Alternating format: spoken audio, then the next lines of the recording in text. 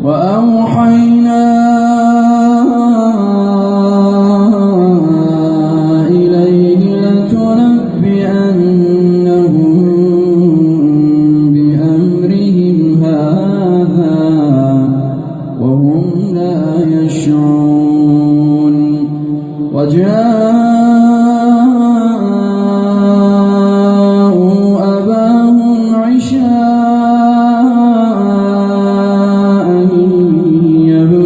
يبكون قالوا يا أبانا